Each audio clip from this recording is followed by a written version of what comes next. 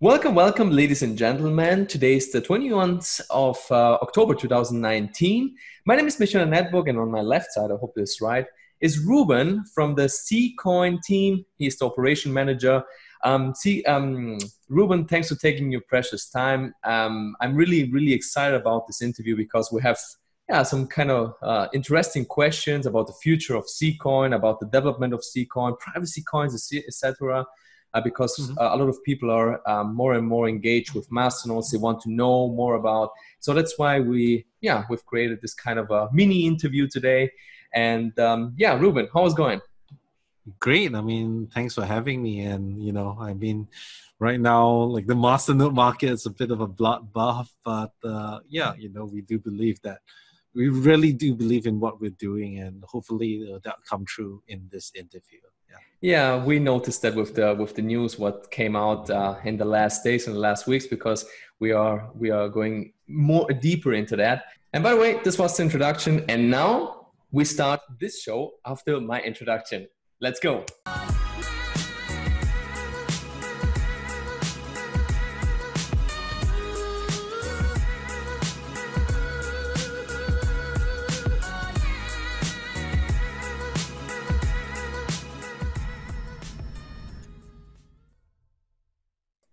All right, so now we are back, and Reuben, we start with the first question, and for sure a lot of people don't know you. And tell us more about yourself. Who are you, and what's your function in Zcoin?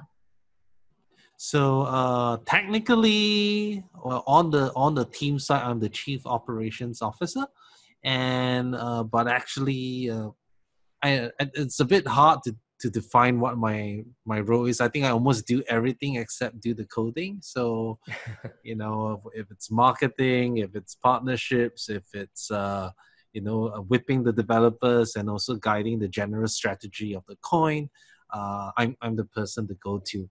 Of course, we don't have a CEO. We do have a founder who obviously started this coin and has provided a lot of really interesting use cases. But I'm your guy to kind of deal with the day-to-day stuff of Zcoin. Yeah.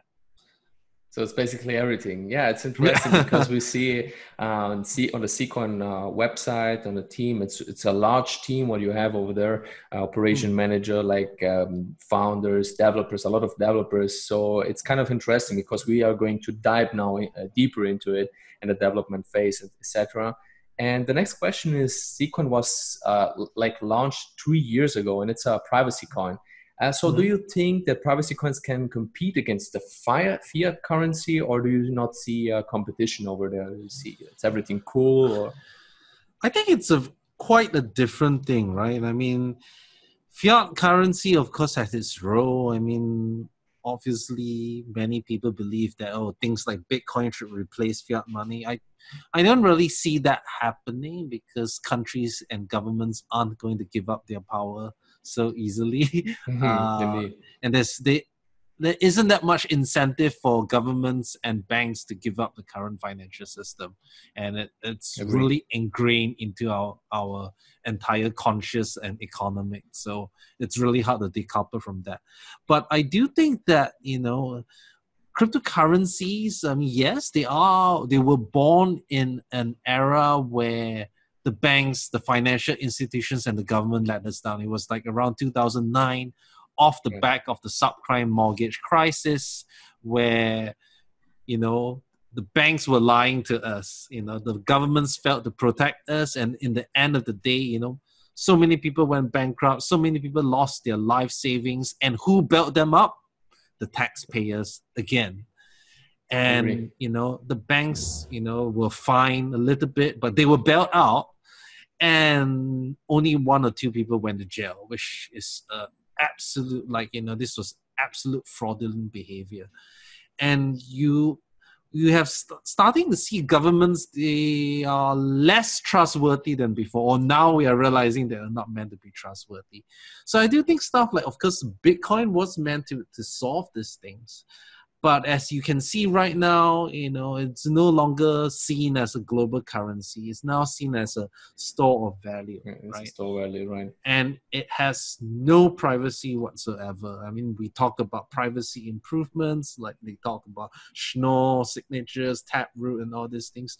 Those still don't really provide really good privacy. And the idea is that if you really want your money to be free from control, free from censorship, you need privacy. Just imagine, take a look at Venezuela. Venezuela had gold reserves, which was frozen by the UK. And then they couldn't take it out. I mean, even though it's their money. And now they're starting to have Bitcoin reserves. I do think it's only a matter of time that, US exchanges start blacklisting it. And, with the FATF rules, everyone starts blacklisting those addresses. Yeah. And then you realize, well, this isn't really uncensorable money. People do you think they can ban it? Do you think they can ban it? I do think they can definitely, they can assign what we call taint to it, so that whenever of this proceeds goes into an exchange, it gets flagged up. And that's relatively easy. Even if you go through CoinJoin and whatnot, the trails are still there. You can still see that it came from this one source. You're just not sure whether it was the original guy that did it. But you can always flag it up and like, I think this is suspicious. I'm going to flag it up. So I think that's a really inherent problem of Bitcoin if you view it as a way, as an alternative form of money. And that's why I think privacy coins like us, like Zcash, like Monero, even though we're all competitors, I think we're building really, really important technology, because if you can control people's money, you can control them. Yeah, exactly. Money makes the world go round. Yeah, that's interesting. But I think we will do the next interview, the second interview for talking about the more privacy, about the government, how the impact and etc. But for now, we are moving forward with the next question, because we can talk now 3 or 4 hours. Sure. And it's a never-ending story, by the way. And we saw the last time Upbit, this is an exchange that they listed Dash because it's privacy functions. Do you think in the near future are coming new problems into privacy coins? Or do you think it's like, okay, Upbit, they listed Zcoin, for example, or another coin, it just doesn't matter? What do you think about? Like if you take a look at in Korea, where Upbit and OKX Korea both delisted privacy coins, Zcash and PIVX and all these other coins, Monero, they were basing it off something called the FATF travel rule. And the FATF travel rule basically is a financial action task force. And all that rule actually states is that when you are transferring from one exchange to another, or from one financial institution to another, you have to attach sender and receiver information. That's all. You can do that with cash. You just need to attach a note to it. So a privacy coin, you can also do the same thing. Even the FATF rule explicitly says it does not have to be attached to a transaction. I can send them an email and says this transaction comes from this senders. And all these regulated exchanges have KYC. So I think it's actually a misinterpretation of the rule, and it was probably pressure from the Korean government rather than actually the FATF travel rule being a problem, because US has used the travel rule and all the exchanges still list privacy coins. So I think it's a scapegoat, and now they are now reconsidering and considering listing them again. So yes, I do think that it is a constant battle, but we are seeing that it's a war. And I do think that currently, right now, most of the delisting of privacy coins come from governments looking for a scapegoat. Like you take a look at Japan, they say no privacy coins because CoinCheck got hacked, which was NEM. And NEM is not a privacy coin. No privacy coins were used to launder the money. But they were like, they could have used privacy coins, so we're going to ban it. And we're like, no, the problem actually lies with poor exchange controls, poor custody. And they were eager to protect their assets, basically. Yeah. Yeah, it's a never-ending story, but we will go again in the second and third part of the interview. And yeah, it's really interesting part, by the way, because in 1 or 2 years, a lot of things can change. And yeah, by the way, staying with privacy, how does Zcoin stands out in a sea of other privacy coins? What do you think? Did you do any deep research about that, or what happened there behind the scenes? Of course, I mean, other privacy coins are our competition, and we definitely want to bring something that's valuable to the table. Yeah. And I would say there are probably 3 or 4 different competing privacy protocols, like Monero, which uses ring signature ring CT. Then you have Zcash that uses like ZK snaps. Yeah. And then you have like maybe the Mimblewimble variants. And if you consider Dash Coin Join as a privacy mechanism, you have that as well. Now, if we can just take a look at Monero, Mimblewimble, and Dash, they all do it kind of differently, but the concept is I'm hiding in the crowd. My transactions, I'm mixing it with other people's transaction. And the problem with that is that you are obscuring only. Like you kind of make the picture blurry, but the link is still there. It's like, for example, with Monero, you mix with 12 other people. With CoinJoin, you mix with how many people it's not a lot. And you can see what we call common taint trails. And if at very rigorous analysis, this type of privacy breaks down.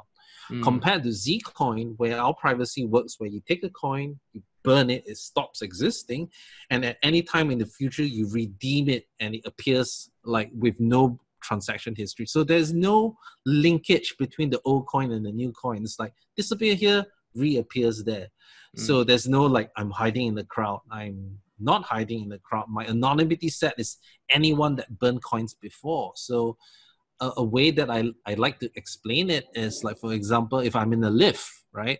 And I'm the only one who let out a fart.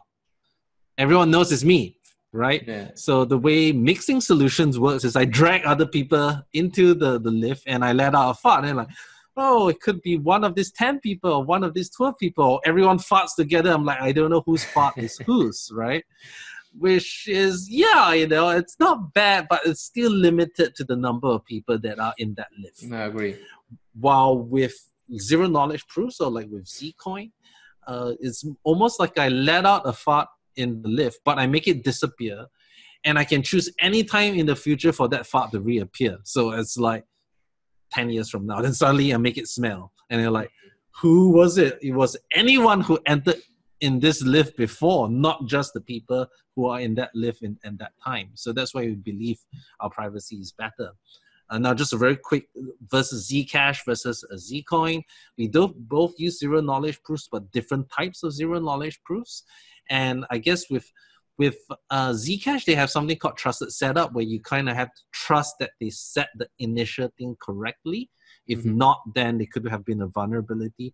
And the mathematics and the cryptography that they use is very, very experimental and highly complex. That's why you have seen like there's been many like subtle flaws in it, and only a few people in the world understand. Ours were more conservative. We have like similar types of privacy systems, but we're using like, really basic cryptographic building blocks. It's easy to understand, and it achieves no trusted setup. So, if you think about blockchains, always like don't trust, verify. So yeah, they shouldn't be a trusted setup in a privacy protocol. So I guess that's what differentiates us. Yeah. Interesting. And now let's move forward with the next question, because we saw in the news big partnerships with Trivala, with Bidali, and now we're talking a little bit more about the acceptance, because now we talked a lot about privacy and everything like that, protocols, etc. Because Reuben is a specialist over there.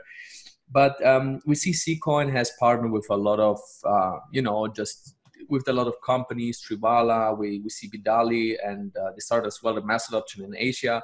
What do you think? What's the real focus and the real goal for Zcoin for this year and for next year for the acceptance, etc.? I've actually of course, partnerships like this, it is important for a currency to be spendable.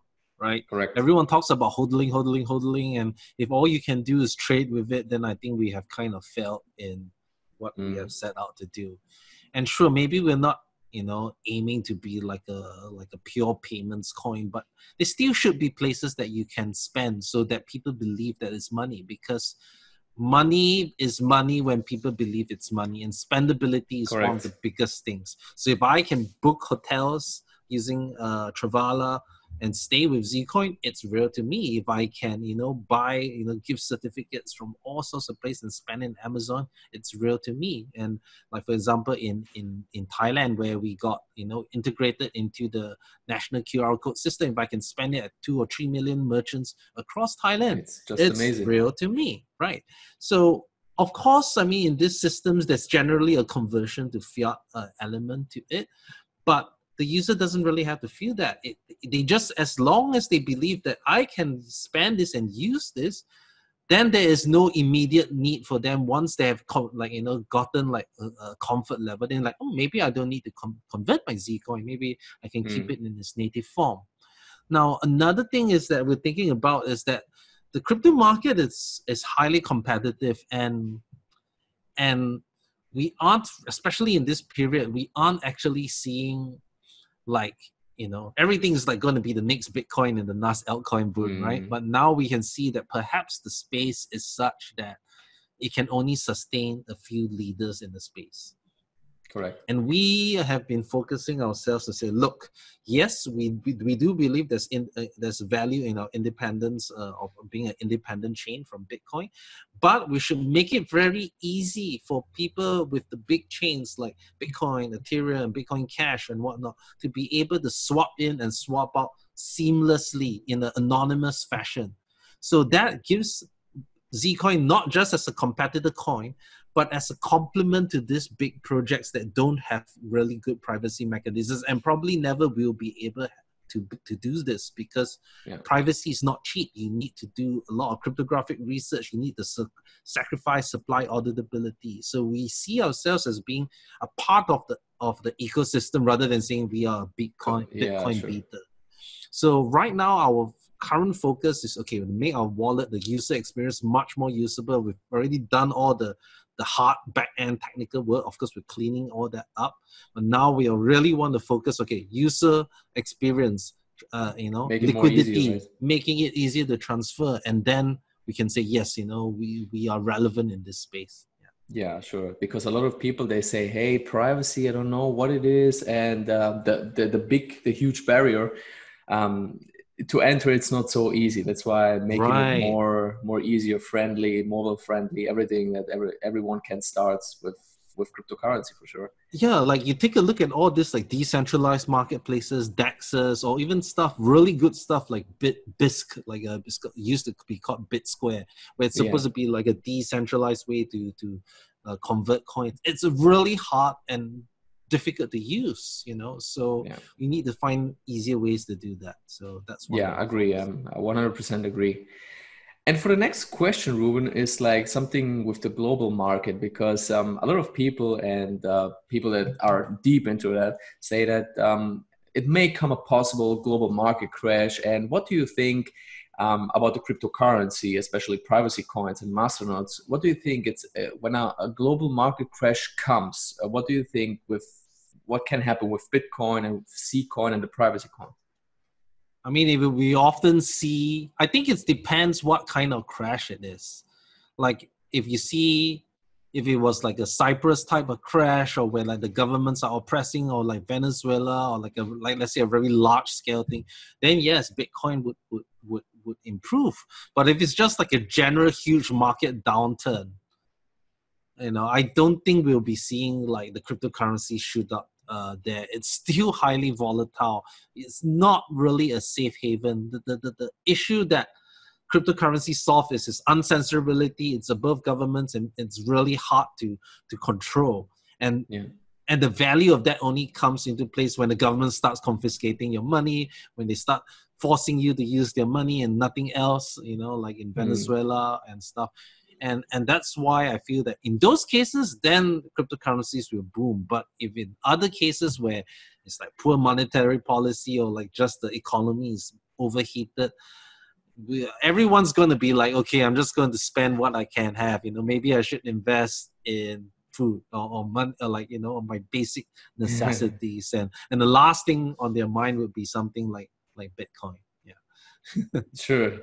No, it's interesting to see what's your point of view regarding the global market crash, etc. Because a lot of people, they don't know. They need to have the knowledge and come into the cryptocurrency space. And the next question is where do you see Zcoin in 4 or 5 years? Maybe you have a large vision. I don't know what's your vision behind all that.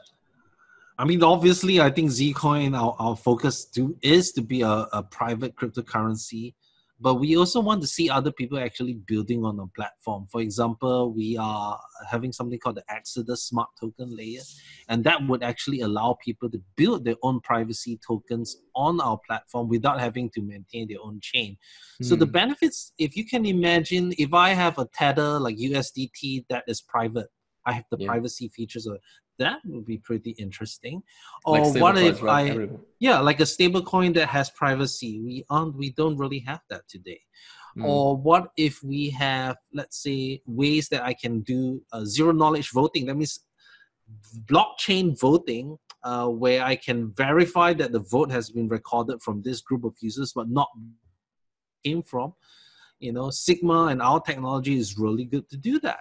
Actually, this is something that's a real use case for us. So I would like to see that, people see Zcoin as a way to keep their wealth privately, to move it around. Even if they say, okay, like I just need to go through from Bitcoin to anonymize it, I would say that's already a success, And I do think masternodes form a really important backbone of this layer, because I think it's one of those things where you can ensure that the network can scale if I can incentivize people to maintain a certain level of hardware because I'm paying them to do it.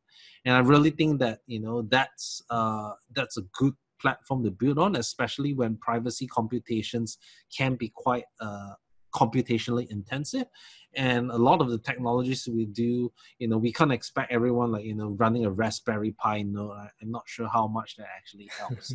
So I'm really, it is a tough market. I cannot say definitely we will be the victorious, but I do have a lot of belief in our team, in our mission and what we do. And I think we're probably one of the most honest and transparent teams out there. We don't promise like moon Lambo or anything like that. We just keep on building, rain or shine.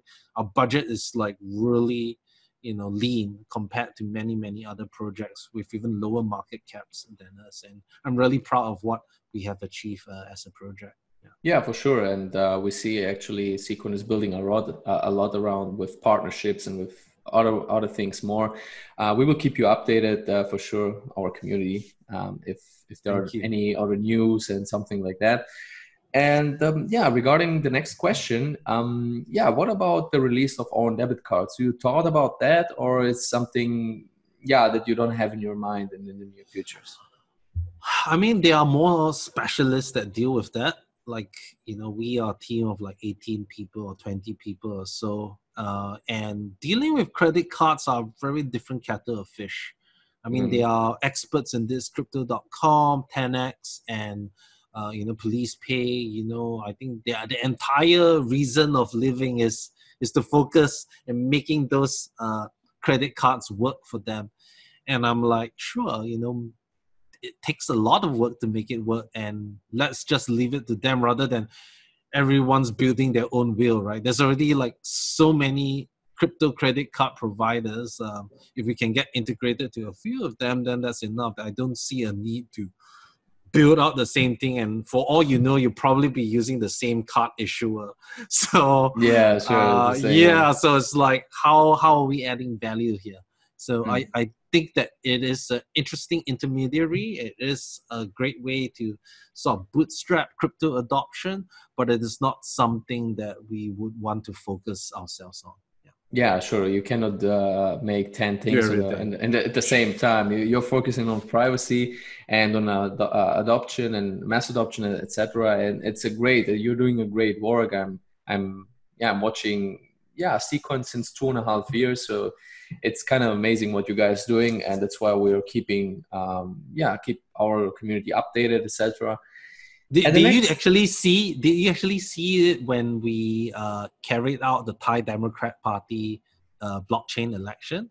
That was a really big milestone, and I don't know why not more people are talking about it. It was 127,000 people, the whole of Thailand, really voting for their party leader. It's like, like voting Trump to be the head of the Republican Party. And this was done on Zcoin's blockchain. Really? And that kind of is really, and you can look it up. I think we did it in like November last year. And, we got interviewed by NASDAQ and stuff like that. And people are talking about, oh, we're doing trials, or like we have limited trials of 100 or 200 people. Like, we did it at a nationwide scale. And Crazy. Obviously it's not perfect, but we have the experience, and the capability to do it. And I think that actually is a great test sort of use case of what our team and our blockchain can do. Yeah. Definitely. There's a lot of potential here in the Masternode and with the privacy coin market. So we will see what's happening in the next years and the next months. We'll keep my eye on Zcoin for sure. And well, the next question, Reuben, is like, what are your final thoughts on Masternodes, privacy coin, Zcoin, and what's your valuable advice for our people that are watching us already? Masternodes are quite controversial, especially in this market. I mean, I know this is a Masternode channel, but it's often been seen. When too many Masternode projects come out, they just fork off the code and are going to give you like 400, 500% returns and don't build anything new. I do think that Zcoin has also gotten a lot of flack for having masternodes. Like it kind of detracts from what some people see it as you're kind of scammy because you have masternodes because you're enriching the rich. I don't see it like that, but because Dash has kind of like a troubled history, people like to put us in that bucket. I do think that the vast majority of masternode coins, they are just money games, right? I mean, it's clear that they're copycats, not building anything that's valuable. I'm not saying all Masternode projects, obviously they're good ones, but I would say maybe 90% of them. But even that being said, 90% of crypto projects are probably scams as well. Maybe. But I would say that don't just look at the Masternode returns and think about, I'm going to get how much. I think it's more important to look on the long term to say, does this project have legs? Even if I take away the Masternode should be like icing rather than the whole reason for investing in the coin. And I guess that's my thoughts on that. Yeah. It's the same like in the stock market, right? You see a company say, hey, nice company, they give a high returns, but you don't know if this company is a scam or not. So you need to prove if this is legit or not. And one of them in the massive market is Zcoin. You're working a lot like Dash does and Pivex does. They create something innovative. And now what's doing Polis as well. It's really, really interesting. Maybe we will do the next time a video about that, Reuben, if you have time. But for sure, this was pretty much it. Reuben, if you want to say more about Zcoin, go ahead. We're here. Just drop by our website, zcoin.io, and shameless plug, come to our Telegram channel. We're really approachable. I think you can ask any questions and get us. We are traded on most of the major exchanges, Binance, Bittrex, Huobi. So I really hope that people take the time to take a look at what we're about and see why you should add Zcoin to your portfolio. Sure. For sure. Do your own research for every coin as well for Bitcoin. But under this video, you will find all the contact details, all the links for Zcoin where you can reach to their Discord channel, to the Twitter channel, etc., in order to obtain more information about Zcoin. And for sure, my last thing is under this video, you will find the link for cryptoselfmade.com, you can host your Zcoin Masternode on our Masternode hosting platform. By the way, that's pretty much it. Reuben, thanks for taking your precious time. And yeah, for sure, I think we will go again in the next days with the next interview, part 2, and we will make a deeper research for Zcoin. Yeah, that's pretty much it. Give Reuben a thumbs up for me as well. I hope so. Thank you so much, Emmanuel. Yeah. Sure, I should thank you, and subscribe to my channel. And yeah, we'll see us in the next video. Thank you. Bye-bye.